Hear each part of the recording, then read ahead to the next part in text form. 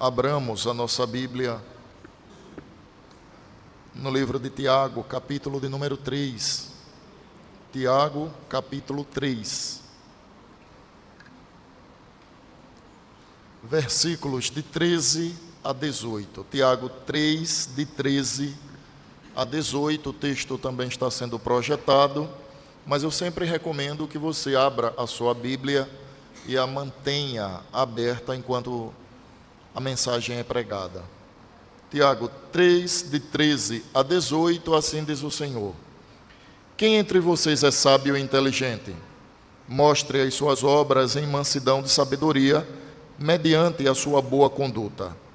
Se, pelo contrário, você tem em seu coração inveja amargurada e sentimento de rivalidade, não se glorie disso, nem minta contra a verdade. Esta não é a sabedoria que desce lá do alto, pelo contrário, é terrena, animal e demoníaca. Pois onde há inveja e rivalidade, aí há confusão e toda espécie de coisas ruins. Mas a sabedoria lá do alto é primeiramente pura, depois pacífica, gentil, amigável, cheia de misericórdia e de bons frutos, imparcial, sem fingimento. Ora, é em paz que se semeia o fruto da justiça para os que promovem a paz. Vamos orar, irmãos. Senhor, que as palavras dos meus lábios e o meditar do meu coração sejam agradáveis na Tua presença, Senhor, rocha minha, e em Cristo, Redentor nosso. Amém. Temos visto, irmãos, que Tiago, o grande pastor de Jerusalém e irmão do Senhor Jesus Cristo, que veio a crer em Jesus como Redentor após a ressurreição, pois muitos discípulos creram no Senhor enquanto Redentor após o ver ressurreto. Tiago, agora cheio do Espírito Santo, ele escreve as 12 tribos da diáspora, ou seja, os irmãos que fogem de Jerusalém, que são impelidos a abandonar os seus lares e os seus bens em razão tão somente da perseguição à fé. Então, Tiago tem como propósito, como eu tenho dito, maturar a fé daqueles irmãos. Eles estão sofrendo, eles eram o que é hoje a igreja perseguida, e Tiago traz então instruções práticas. Então ele começa a falar que a provação, ela tem como propósito o amadurecimento da fé. Ela tem como propósito então fazer com que o cristão se assemelhe ao caráter do Redentor Jesus Cristo. Mas à frente Tiago fará uma distinção: o que é tentação, que tem como promotor o inimigo das nossas almas, o mundo e a carne, ou seja, as nossas concupiscências, e de outro lado, as provações, que são promovidas pelo Senhor e que têm o propósito de maturar a fé, enquanto a tentação tem o propósito de levar o cristão para mais distante de Deus.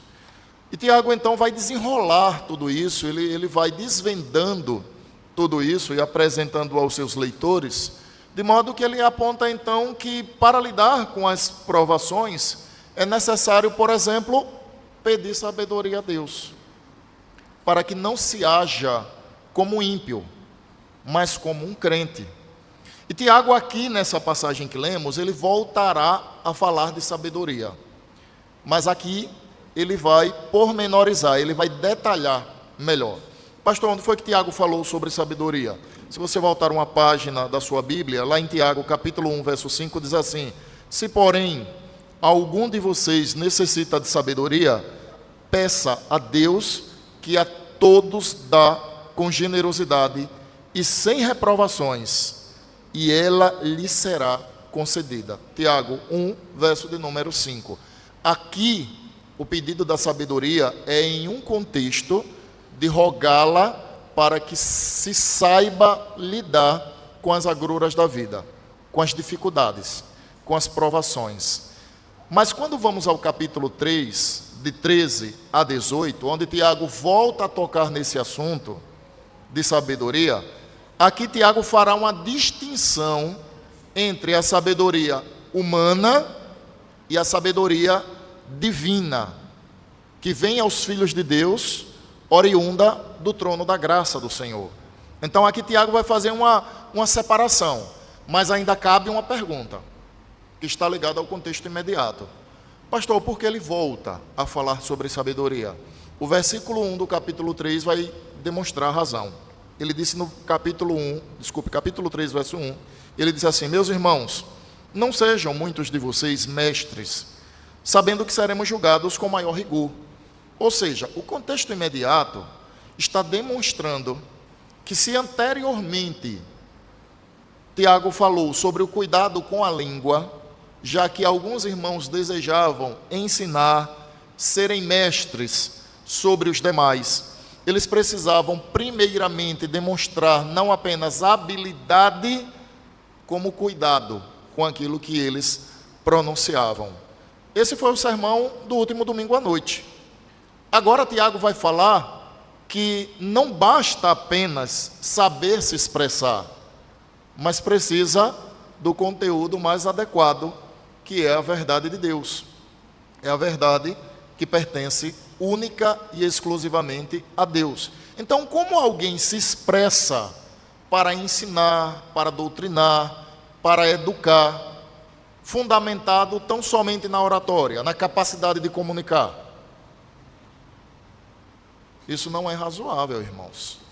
Porque, por exemplo, fazendo uma ilustração com os nossos dias, se nós considerarmos que para ensinar o povo de Deus basta ser um bom orador, precisamos lembrar que a política, lá em Brasília, por exemplo, está repleta de excelentes oradores. Então, uma boa oratória, um bom poder de persuasão, não imprime sabedoria divina. Tiago está dizendo: irmãos, não sejam muitos de vocês mestres, saibam que nós seremos julgados com rigor.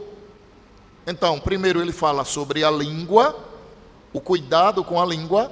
Agora é como quem diz: não basta apenas vocês cuidarem do que vocês falam, mas lhes é necessário também saber o que vocês ensinam, o que vocês pregam.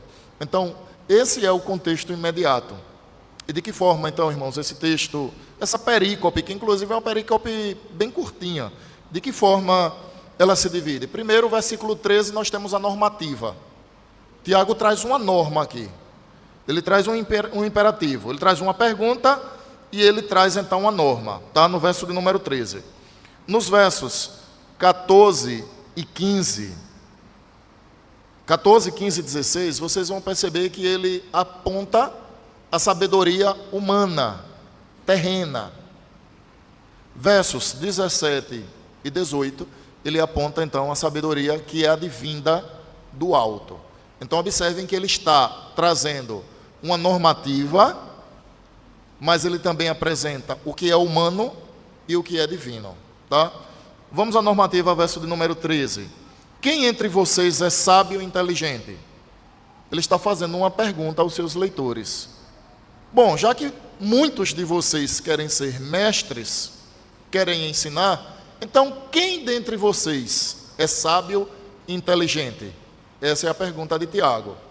Aí ele continua no mesmo verso e diz assim: mostre as suas obras em mansidão de sabedoria, mediante a sua boa conduta. Observem que os assuntos em Tiago, eles estão intrinsecamente interligados. Me permita a redundância proposital. Intrinsecamente, eles estão interligados.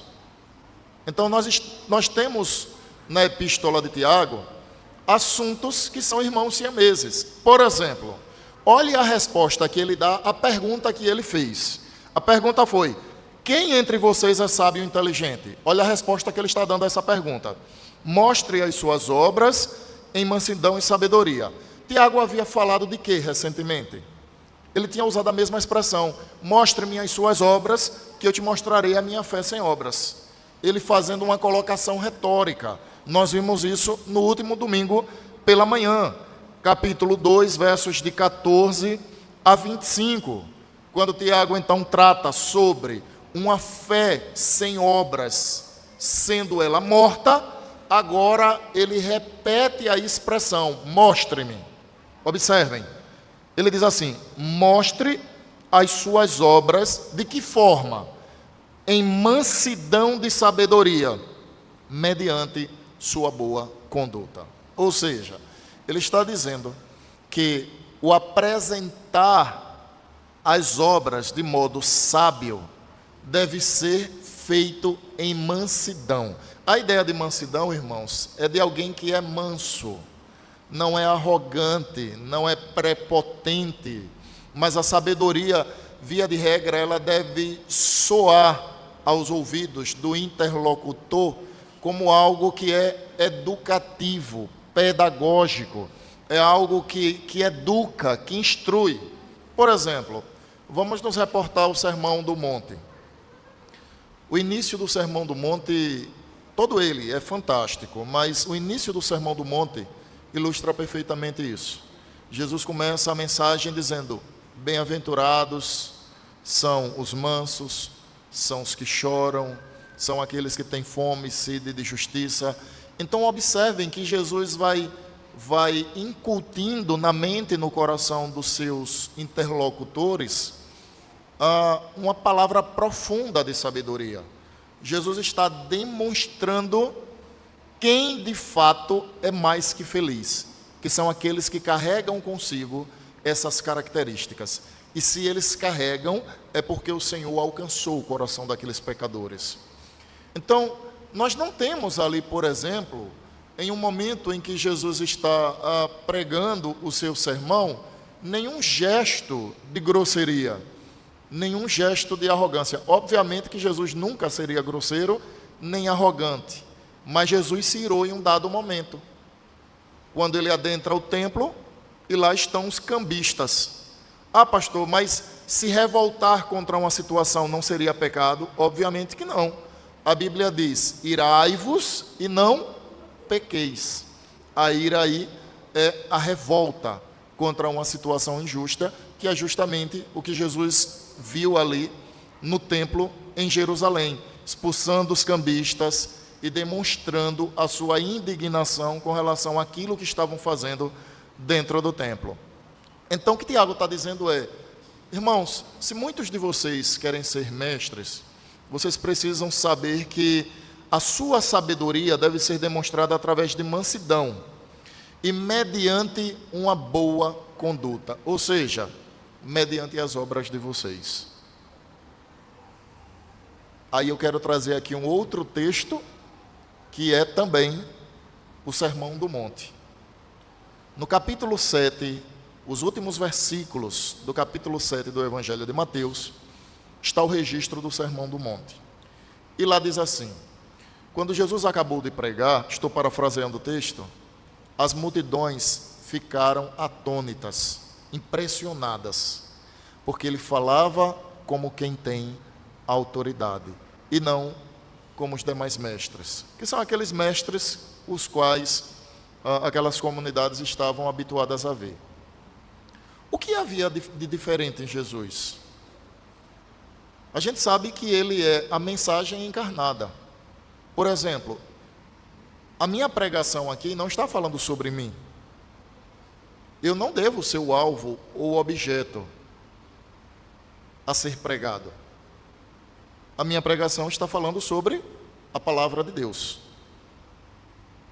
Jesus, ele era a mensagem encarnada. A verdade encarnada estava em Cristo. É o Cristo. Mas será que foi somente isso que impressionou a multidão? Fato é, irmãos, que aquilo que Jesus pregava era visto na sua conduta. Por exemplo, ele pregava sobre misericórdia. Nós vamos em João capítulo 8 e encontramos ali a justiça e a misericórdia se beijando. A misericórdia, quando ele não dá uma palavra para que se execute aquela mulher.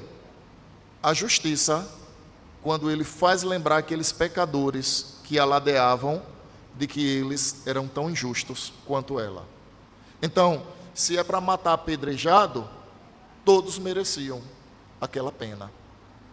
Observem que aquilo que ele pregava não era apenas ele, mas era visto no seu cotidiano. Então, quando Jesus falava de graça, as pessoas enxergavam graça nele. Quando Jesus falava de misericórdia, lá estava a misericórdia. Quando Jesus falava de amor, lá estava o amor. Quando Jesus falava de perdão, ele foi o maior perdoador. Ele foi quem pagou o preço para perdoar os pecados. Então observem que quando Tiago chama a atenção dos seus leitores para a necessidade deles mostrarem as suas obras em mansidão de sabedoria, ele também os chama a atenção que isso deve ser expresso através da sua conduta. Conduta é a maneira como nós nos conduzimos. Como nós nos conduzimos? Tiago está chamando a atenção nesse sentido. Aí então, ele agora vai apresentar uma diferença entre a sabedoria terrena, mundana, diabólica, para a sabedoria divina. Observem o verso 14. Se pelo contrário, ou seja, se vocês não fazem o que eu acabei de dizer, é o que Tiago está dizendo. Ou seja, se vocês não mostram as suas obras em mansidão de sabedoria, e mediante a conduta de vocês, se vocês não fazem isso, se pelo contrário, vocês têm em seu coração, primeiro, inveja amargurada, segundo, sentimento de rivalidade, terceiro, não se gloriem disso, ele adverte, nem mintam contra a verdade. O que Tiago está dizendo é, a sabedoria que vocês pregam, se é essa que eu acabei de mencionar, vocês precisam saber que vocês não estão ensinando nada da parte de Deus. Verso 15. Esta não é a sabedoria que desce do alto. Ou seja, se o que vocês praticam e ensinam é isso que eu acabei de mencionar, a inveja amargurada, o sentimento de rivalidade, não se sintam gloriosos disso. Por quê? Porque vocês estão mentindo contra a verdade. Esta não é a sabedoria que desce lá do alto, verso 15. Pelo contrário, que sabedoria é essa? Aí Tiago tipifica. Ela é, primeiro, terrena, segundo, animal, terceira, demoníaca. Não é sem razão que Tiago apresenta isso aqui, irmãos. Tiago está falando dos 3 inimigos do cristão. Primeiro inimigo do cristão, a carne. Onde é que eu encontro a carne aqui, pastor? Quando ele diz que ela é animal. Segundo o inimigo do cristão, ele é o mundo. Onde é que eu encontro o mundo aqui? Quando ele diz que essa sabedoria é terrena. Terceiro inimigo do cristão, Satanás e os seus anjos. Quando Tiago diz que ela é demoníaca. O que Tiago está dizendo é que a sabedoria imbuída de inveja amargurada e de sentimento de rivalidade, ela não é oriunda de Deus, mas ela é oriunda dos nossos inimigos. Ou seja, da carne, do mundo e do diabo. Que aqui ele vai ilustrar de que forma? Ele vai dizer que essa sabedoria ela é terrena, mundo, animal, carne e demoníaca, satânica. Perceberam? O que é que Tiago está dizendo aqui? Mas, irmãos, é bom cuidar para as duas características que ele aponta aqui. Eu preciso voltar um pouco. Essa sabedoria, a qual ele chama de carnal, de animal, terrena e também demoníaca, antes ele vai dizer que ela é invejosa, amargurada e ela rivaliza. Acima ele tinha dito, olha, irmãos, não quero muitos de vocês, não sejam, melhor dizendo, muitos de vocês mestres. Saibam que nós teremos um juízo mais rigoroso. Sabe quando você tem muito cacique para pouco índio? Parece que Tiago está está combatendo esse comportamento. Tem muito cacique para pouco índio nesse negócio. Tem muita gente querendo falar em lugar de ouvir. E Tiago está advertindo isso. Tiago está dizendo, não é meramente saber falar. Vocês precisam saber o conteúdo que vocês vão falar. É isso que Tiago está ensinando. Porque se as características das falas de vocês são essas daqui, vocês precisam saber que vocês não estão ensinando a vontade de Deus. Vocês estão tratando dos nossos inimigos. É isso que Tiago está falando, irmãos. E aí o texto segue, verso de número 16, ele diz assim, pois onde há inveja e rivalidade, aí há confusão de toda espécie de coisas ruins. Observem que ele está dando o produto dessa sabedoria. Qual o produto da sabedoria? Terrena, animalesca, o animal, e demoníaca. Qual o produto dela? O produto dela é o que Tiago afirma. Onde há inveja e rivalidade, há também confusão e toda espécie de coisas ruins. Irmãos, eu quero aproveitar esse momento para fazer uma separação do que é sabedoria mundana para Tiago, o que ele está expressando aqui, não é? Ou para Deus, melhor dizendo. Não que Tiago seja divino, mas ele está aqui inspirado pelo Espírito Santo de Deus. Então eu quero fazer uma separação para que a gente não se confunda. Veja só, Tiago não está combatendo a ciência. Tiago não está reprovando a ciência. Deixa eu deixar uma coisa clara para você. Nós que somos reformados, nós não temos problema nenhum com a ciência. Pelo contrário, a gente entende que a ciência é um meio de graça comum. Desculpe, deixa eu corrigir. Meio de graça é outra situação. A ciência é fruto da graça comum de Deus para a manutenção da vida. Então imagine um mundo sem judiciário. Imagine um mundo sem medicina. Imagine um mundo sem educação. Seria uma verdadeira balbúrdia. Então Deus, a ciência, ela serve ao Senhor. Ainda que ela não admita, a ciência, ela é um servo de Deus para a manutenção da vida.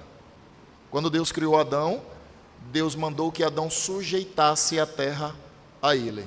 Eu disse isso domingo passado. Deus é o dono e Adão seria o gerente. Então, para que existe a ciência? A ciência existe para favorecer a vida humana. Então, nós não temos problema com a ciência. Aí você vai dizer, pastor, mas para a ciência a verdade é relativa.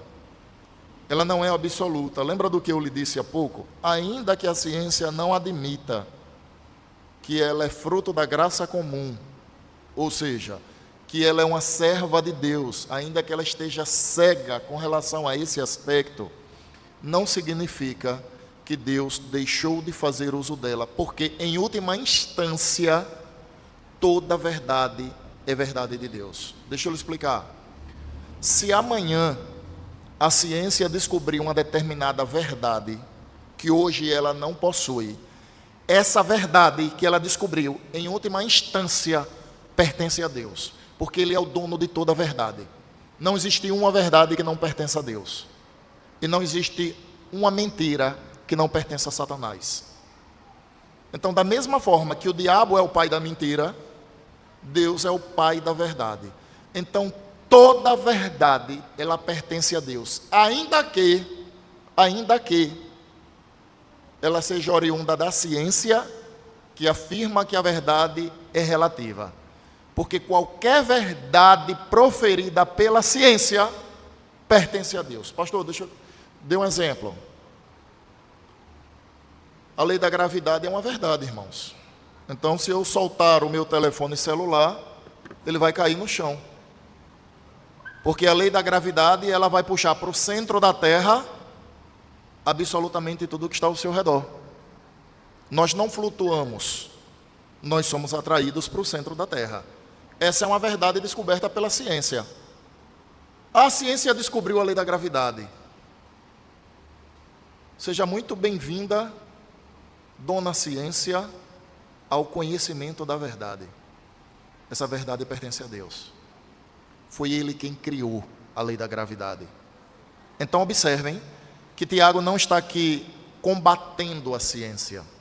A ciência é benéfica. Então você vai dizer, então o que é que ele está combatendo, pastor? Ele está combatendo o pensamento mundano.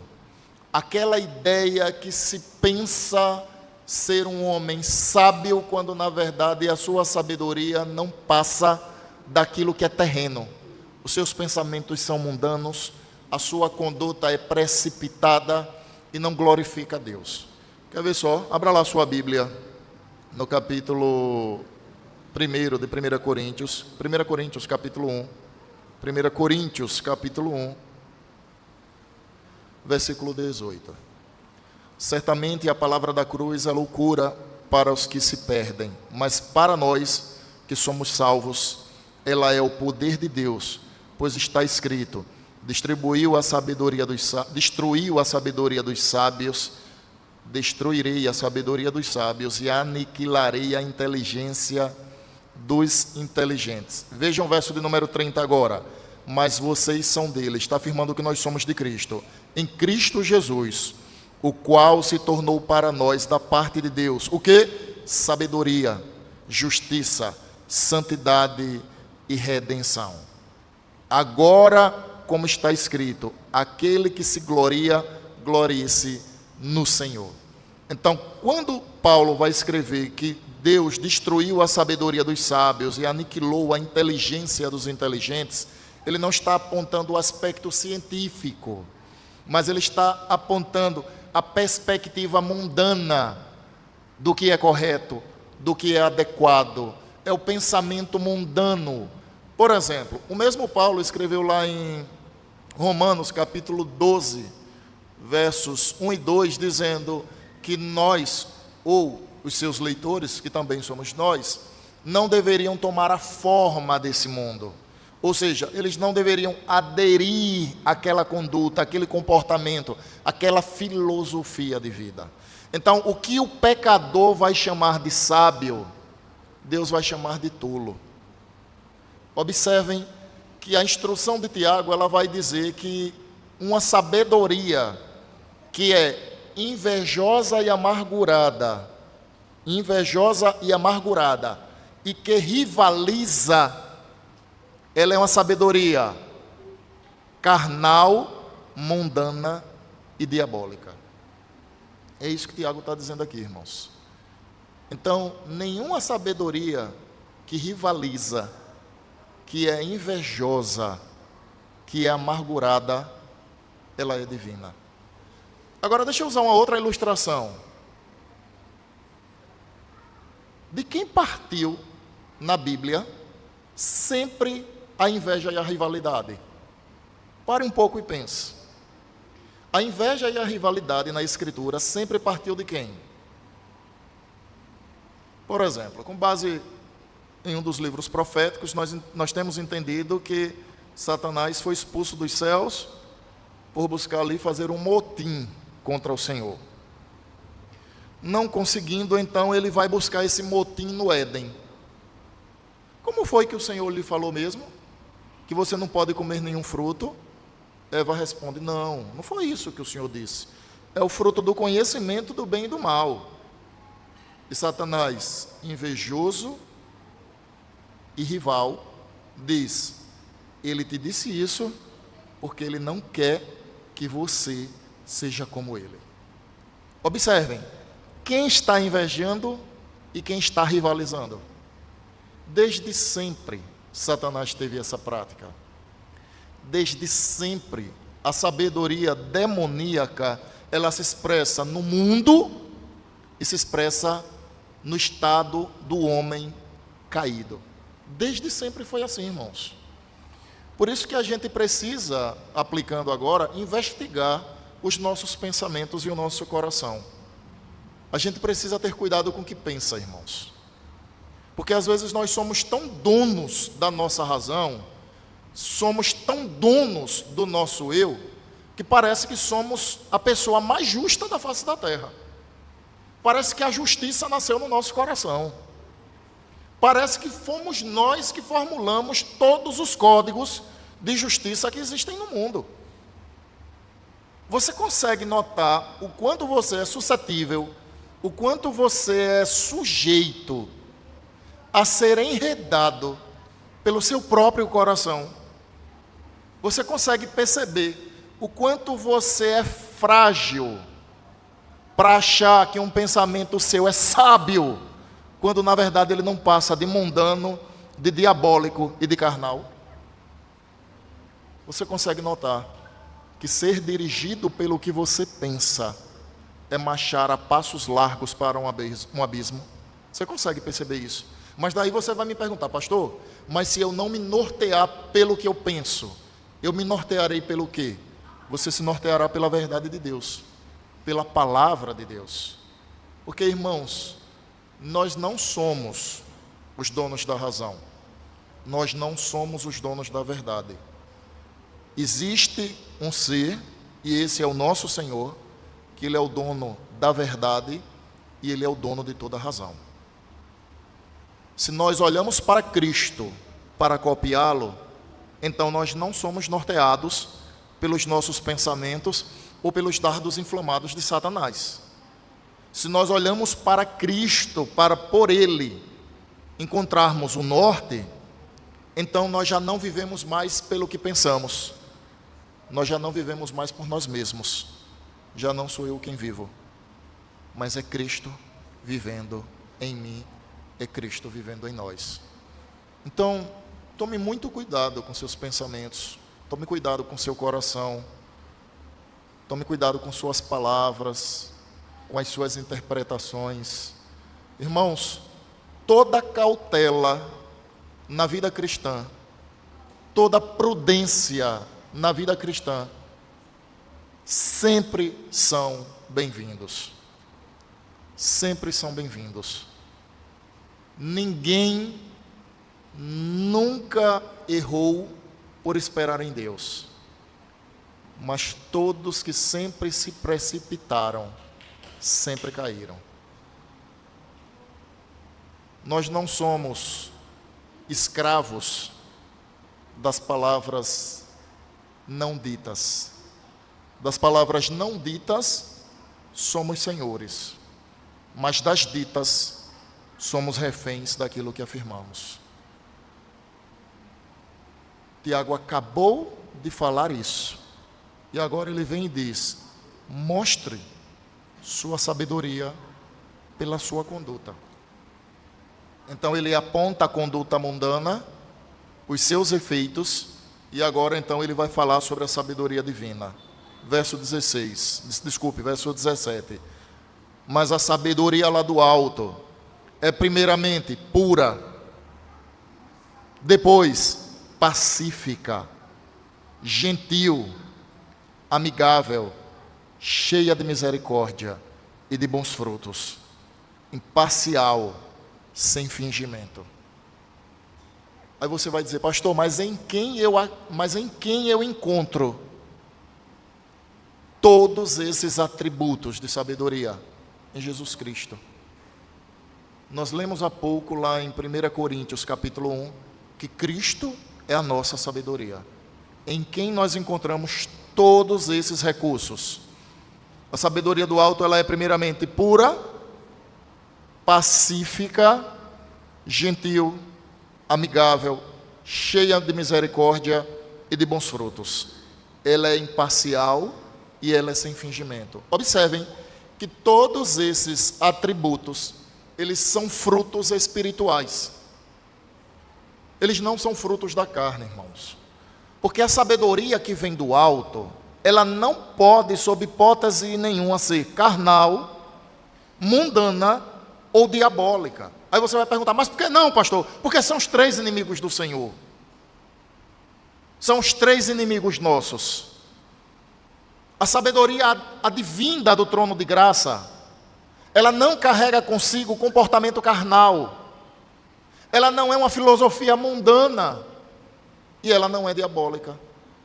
Então, ao invés dela ser invejosa e amargurada, O verso 17 dirá que ela é o quê? Ela é primeiramente pura. Ao invés dela promover rixa, ao invés dela promover divisões, como faz a sabedoria mundana, diabólica e carnal, ela promove o quê? Paz. Ela é pacificadora. Ela é gentil. Ela é amigável e não rixosa. Ela é o quê? É cheia de misericórdia. E ela é cheia de frutos positivos. Bons frutos. Olha aí mais uma vez, Tiago, unindo a fé à prática das boas obras. Eu não posso dizer, eu sou um homem cheio de sabedoria dada por Deus, mas a minha prática não evidencia isso. Alguém, ou qualquer cristão que seja cheio da sabedoria advinda do trono de graça, consequentemente, inevitavelmente, ele carregará consigo pureza, paz, gentileza, amizade, misericórdia, imparcialidade e verdade, ou entenda-se, transparência. É inevitável. Deixa eu te dar um exemplo claro e até simplório. Gato não late, gato mia. Já cachorro não mia. A natureza do cachorro é latir. O caráter de Cristo que está sendo impresso nos filhos de Deus fará com que esses filhos produzam essas características. Tome cuidado com gente que gosta de rixa. Tome cuidado. Tome cuidado com gente reclamona, porque a rixa nasce de reclamações. Tome cuidado com pensamentos de divisão, ideias de guerra. Tome cuidado com todo comportamento que retira de uma relação a paz. A gente precisa ter cuidado com isso, irmãos. E pasmem, nós estamos cercados de pessoas, e quando eu digo nós, não estou me referindo que uns para os outros representam isso aqui. Eu estou dizendo no nosso dia a dia, no nosso cotidiano, para que você não me entenda mal. Nós estamos cercados de pessoas, onde nós andamos, que elas carregam consigo sabedoria mundana. É um marajá que põe o dinheiro no INSS do aposentado e ele pensa, eu sou sábio. É o homem que mantém uma mulher em casa e tem outra na rua, que ele pensa, eu sou um sábio, ninguém descobre a minha falcatrua. É o aluno que em sala de aula cola para obter boas notas, quando ele está trapaceando o seu professor. Mas todo mundo colou, mas ele está trapaceando o seu professor. O professor autorizou a consulta? Não. Então você está sendo desonesto. É o aluno em sala de aula que trapaceia seu professor, que ao término, quando recebe uma boa nota, ele diz, olhem, eu tirei 8, 9, tirei 10. Sabedoria mundana, carnal e diabólica. E nós estamos cercados de pessoas que têm esses pensamentos. Nós estamos cercados de pessoas que estão tão envolvidas com o famoso jeitinho brasileiro. Eu não gosto dessa expressão, mas como é uma expressão popular, o jeitinho brasileiro, a ideia de sempre tirar alguma vantagem em algo. Traduza, jeitinho brasileiro por sabedoria carnal, mundana e diabólica. Que muitas vezes somos tentados a agir como eles. Comumente a gente pensa, mas todo mundo faz, isso não é errado. A gente busca argumentos para pacificar a nossa consciência de que aquele suposto erro, na verdade, não é um erro. Irmãos, o Senhor não lida com meios termos. Para Deus não existem meias verdades. Para o Senhor, ou é verdade, ou é mentira. Ou é sábio, ou é tolo, ou é justo, ou é ímpio, ou é alvo da graça redentora, ou é alvo da ira. Nós não podemos viver querendo conciliar a sabedoria do alto com a sabedoria mundana. Nós não fomos chamados para isso. Deus lhe chamou para ter inimizade, como consequência de salvação, com o mundo, com a carne e o inimigo das nossas almas. Não há conciliação. A gente precisa ser uma igreja muito bem fundamentada na Escritura. Não há conciliação entre o que vem do alto e o que vem desse mundo. O que vem da carne, o que é oriundo do Satanás. Não há conciliação. Porventura existiria amizade entre luz e trevas, entre guerra e paz. Existiria amizade entre ser rude e gentil? Entre a tristeza e a alegria? Existiria amizade entre Satanás e Cristo? Obviamente que não. Não há amizade, não há conciliação entre a sabedoria mundana e a divina.